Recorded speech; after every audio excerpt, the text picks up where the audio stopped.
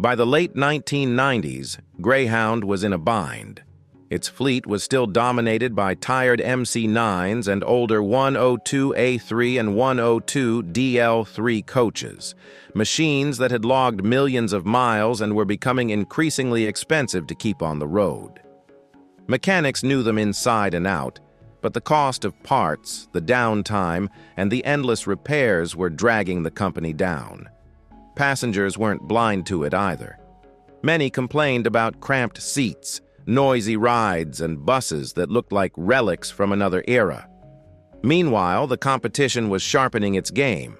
Prevost was making waves with sleek models like the H345 and later the X345, coaches that looked fresh and promised comfort along with durability. Transit agencies and charter companies were taking notice, and Greyhound couldn't afford to fall behind. MCI saw the writing on the wall. To keep its most important customer, it needed something new, something tailored specifically to Greyhound's demanding long-haul service.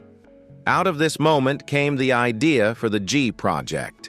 It wasn't just another bus, it was meant to be a fresh start, a design built from the ground up to carry America's largest inner-city carrier into the new century. When MCI unveiled the G, it looked unlike the boxy workhorses that had defined Greyhound's image for decades. The windshield stretched wide across the front, giving drivers a panoramic view of the highway. Frameless side windows, borrowed from the company's higher-end E-Series, gave the coach a sleek, uninterrupted profile. The roofline arched just slightly, softening the squared edges of earlier models and creating a silhouette that felt more at home in the 21st century than the 1970s. Step inside, and the ambitions became even clearer. The coach seated roughly 55 passengers with a ceiling height of about 76 inches, slightly lower than some rivals but designed to maximize efficiency. The luggage bays beneath were generous, and the stepwell into the cabin was simplified, cutting down on wear and maintenance headaches. For everyday riders, the result was supposed to be a brighter, more comfortable trip. But behind the styling cues and small touches was a much bigger goal. The G4500 was meant to walk a fine line, modern enough to impress passengers and compete with Prevost, yet economical enough to satisfy Greyhound's razor-thin margins. This was the bus intended to carry America's iconic carrier into the new millennium with a renewed sense of pride. Beneath the fresh styling, the G4500 carried a structure that MCI touted as a step forward. The frame was fully integral, built with a higher percentage of stainless steel than previous models. On paper, this meant greater resistance to corrosion and a longer service life, key concerns for buses that would be pounding across salted highways and weathering harsh winters year after year. The design philosophy was, keep it simple. Panels and components were arranged for easier access, cutting down on shop time whenever a mechanic had to dive under the skin. Power came from a proven workhorse, the Detroit Diesel Series 60. At 12.7 liters and roughly 400 horsepower, it was one of the most trusted heavy-duty engines in North America. Paired with the Allison B500 automatic transmission, the drivetrain promised smooth power delivery and a reputation for long-haul durability. For Greyhound's purposes, it was a safe bet. Where things got more experimental was the suspension and rear axle layout. The G4500 used an air suspension with wishbone arms, paired with a fixed tag axle mounted on a swing arm.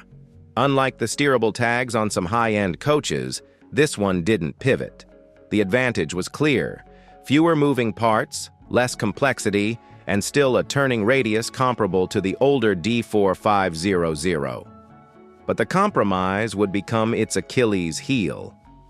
Over time, stress fractures began to appear in the swing arms. What started as a cost-saving design decision would soon turn into one of the bus's most notorious engineering flaws. Before 500 rolled into production around 2000, it wasn't built in MCI's traditional Canadian facilities. Instead, the first wave came out of Sahagun, Mexico. The plant there used a birdcage jig assembly method that was different from the long-established top and bottom frame process at Winnipeg. On paper, the move made sense: lower labor costs, quicker ramp-up, and a way to keep prices competitive for Greyhound. But in practice, it opened the door to problems. Quality control was uneven, and coaches fresh from the line often needed fixes before they were truly road-ready. By 2003, the cracks, both literal and figurative, were showing. Greyhound was feeling the sting of repeated breakdowns, and MCI could not ignore the complaints. That year, the company poured nearly $40 million into expanding its Winnipeg plant, a facility with decades of experience and a track record for reliability. Production of the G4500 was shifted north, bringing it under the same roof as MCI's E and J series. The move was more than logistics. It was an admission.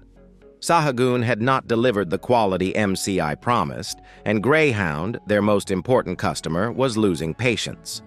The factory shift was meant to steady the ship, but by then, the G4500's reputation had already begun to slip. Before the G4500 officially hit the highways, Greyhound tested the waters with a smaller version. In 2000, the company put 25 40-foot G4100 coaches into service and racked up nearly 2 million miles in real-world duty. The results looked promising. Fuel economy was noticeably better than the aging MC9s, and early reports suggested that the design could be a money-saver over the long haul. On paper, the experiment worked, and Greyhound gave the green light for the longer, full-sized G4500. When passengers first boarded the new coach, many liked what they saw. The big frameless windows let in more light, and the cabin felt more open than the dim, narrow aisles of older buses. For riders who had grown accustomed to tired upholstery and rattling panels, the G4500 felt like a step into the modern age. Drivers, too, appreciated some of the design choices. The broad windshield gave better forward visibility, and the tighter turning radius made maneuvering at terminals easier. For a brief moment, it seemed as though the G4500 might deliver on its promise. But reality set in quickly. The more these buses were pushed into the punishing grind of daily line haul service, the more problems cropped up. Electrical faults, suspension wear, and mechanical gremlins kept them sidelined. What began as a bright prospect was soon plagued with downtime, souring the optimism that had greeted their arrival. It didn't take long for the shine to wear off. What had looked sleek and efficient on the surface was hiding a host of headaches under the skin. The electrical system, in particular, became a running sore point. Wires were tucked into tight spaces, connectors were prone to corrosion, and gremlins seemed to haunt every circuit. Dead coaches on the side of the highway weren't uncommon, as sudden electrical failures left drivers stranded with a full load of passengers. Cooling was another Achilles heel. On long summer runs, overheating became a frequent problem. Mechanics complained that the cooling layout was more trouble than it was worth, with fans and radiators that required more attention than the dependable setups in older MCI coaches. For Greyhound, it meant buses off the road, expensive repairs, and frustrated customers watching schedules fall apart. But the real black mark came from the suspension. The fixed swing-arm tag axle, which had been touted as simple and cost-saving, revealed a dangerous flaw. By 2006, reports of cracking surfaced, and by 2008, the National Highway Traffic Safety Administration had issued recalls. If the fractures spread unchecked, the tag axle assembly could separate from the coach entirely, a nightmare scenario on a packed interstate.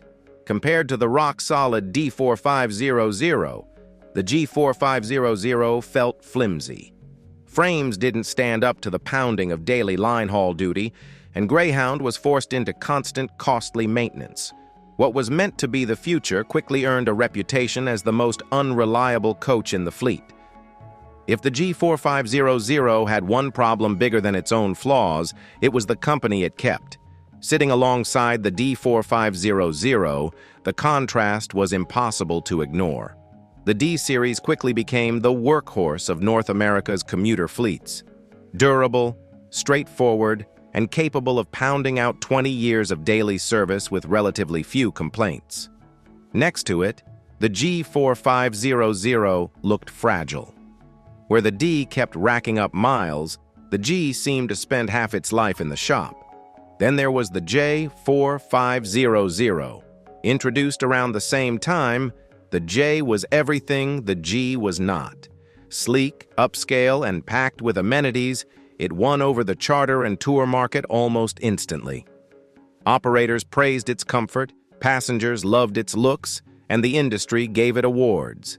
The J4500 became a star, the G4500 a pariah, and looming in the background was Prevost.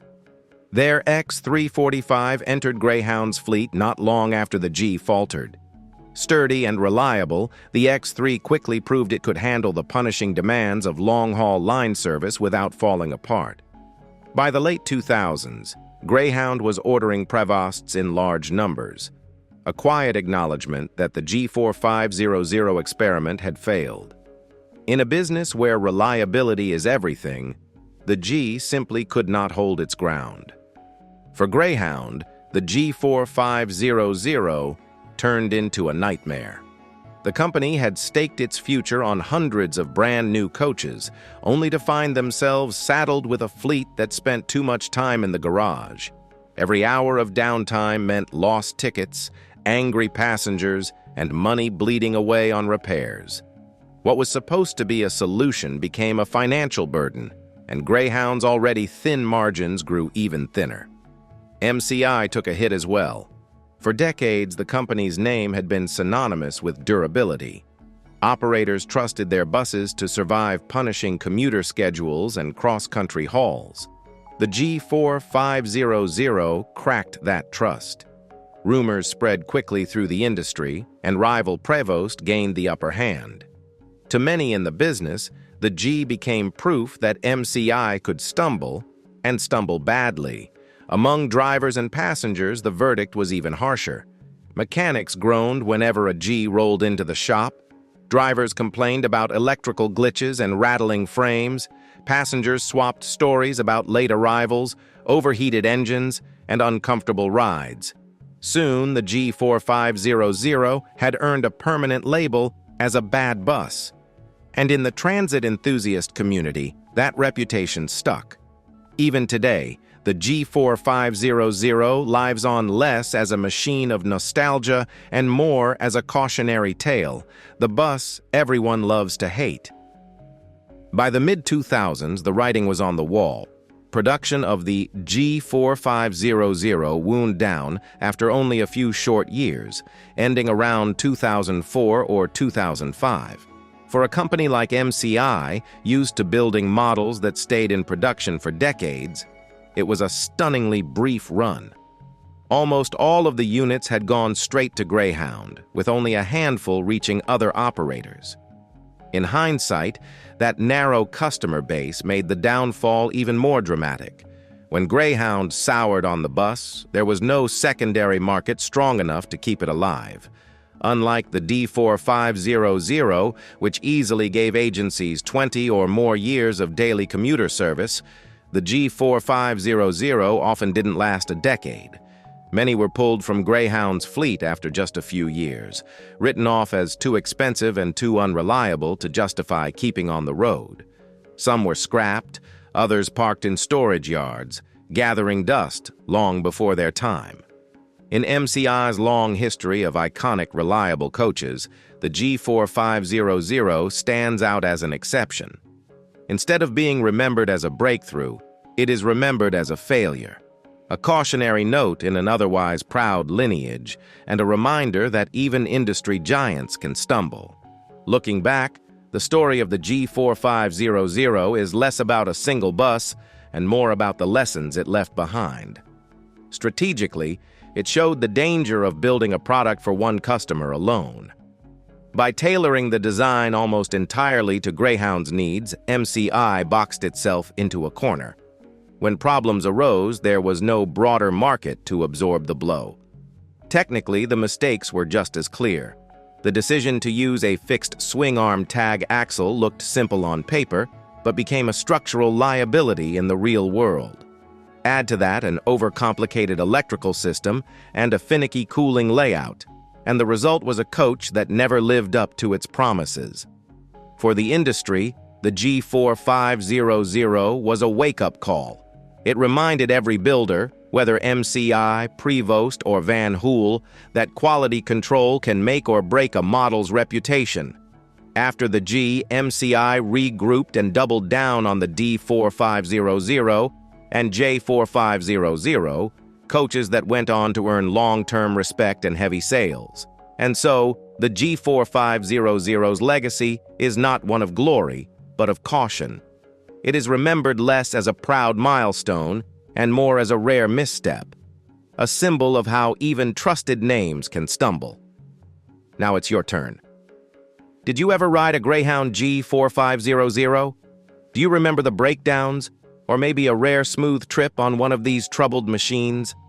Share your memories in the comments below, and if this story brought back a piece of the road for you, don't forget to like, subscribe, and join us for more journeys through America's most unforgettable buses.